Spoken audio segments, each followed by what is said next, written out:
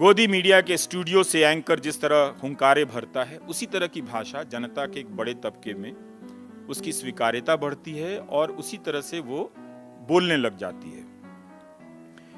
और वो विपक्ष को जब चुप करा रहा था, सवाल करने वालों को गैंग कह रहा था, तो उसके असर में जनता का वो हिस्सा एंकर और गोदी मीडिया के साथ होता चला गया। लेकिन जैसे ही जनता की बारी आई और गोदी मीडिया ने ये लड़ाई जीत ली कि विपक्ष को, उसके प्रेस कॉन्फ्रेंस को उठाए गए आरोपों को अब जगह ही नहीं देनी है,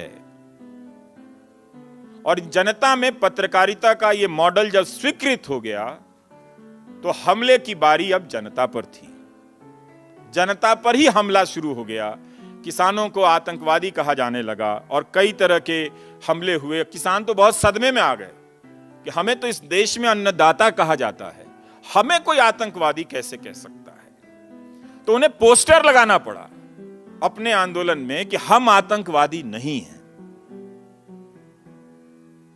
तो ये वो मीडिया है जिसे मैं बिना बंदूक वाली मिलिशिया कहता हूं।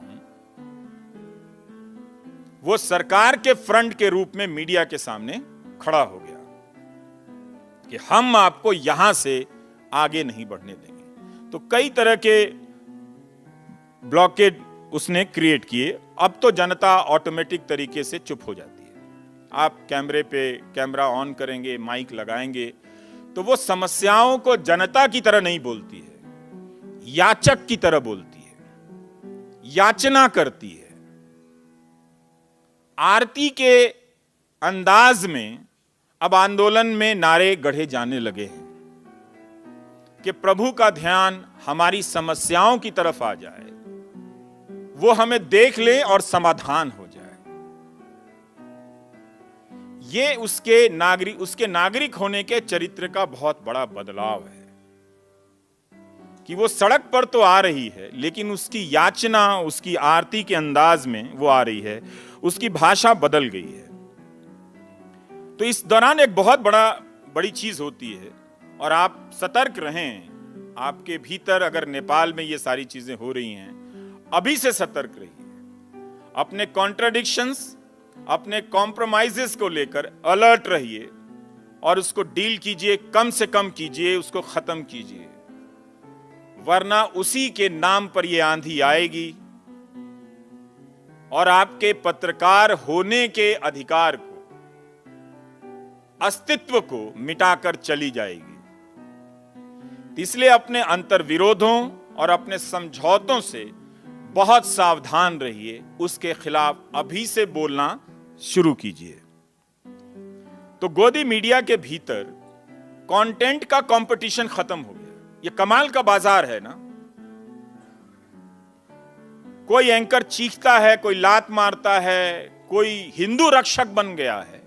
इसी बात का फर्क है, लेकिन कंटेंट एक समान है। चैनल भले ही अलग अलग हैं, लेकिन सारे चैनलों के कार्यक्रम के नाम उसी मालिक के राजनीतिक नारों के आधार पर रखे गए, जो सबका मालिक एक है, जिसको मैं कहता हूं, जो ट्रक के पीछे लिखा रहता है। तो अलग अलग कंटेंट की तलाश में चैनल बदलने वाला दर्शक, जो अपने आप को स्वतंत्र और स्वायत्त समझने लगा था कि हम इस चैनल के बाद उस चैनल पर भी जाकर परखेंगे। सोचिए कितना बड़ा स्वाभिमान है एक नागरिक के भीतर। यह स्वाभिमान आ जाए कि हम यूं ही आपकी बात को स्वीकार नहीं करेंगे, हम एक और चैनल पर जाकर देखेंगे, एक तीसरे चैनल पर जाकर देखेंगे। वो, इसका मतलब था कि वो नागरिक, वो दर्शक अपने नागरिक होने के लिए अब मेहनत करने लगा है, श्रम कर रहा था। लेकिन अलग अलग कंटेंट की तलाश में चैनल बदलने वाला दर्शक अब हर चैनल पर एक ही प्रकार के कंटेंट देखता है, एक ही प्रकार का कंटेंट होता है। दर्शक अब चैनल नहीं बदलते, बल्कि चैनल दर्शकों को बदल चुके हैं। इस काम में दूसरी भी एजेंसियां सहायता करती हैं और उनकी भूमिका है, पर आज उसे छोड़ देते हैं।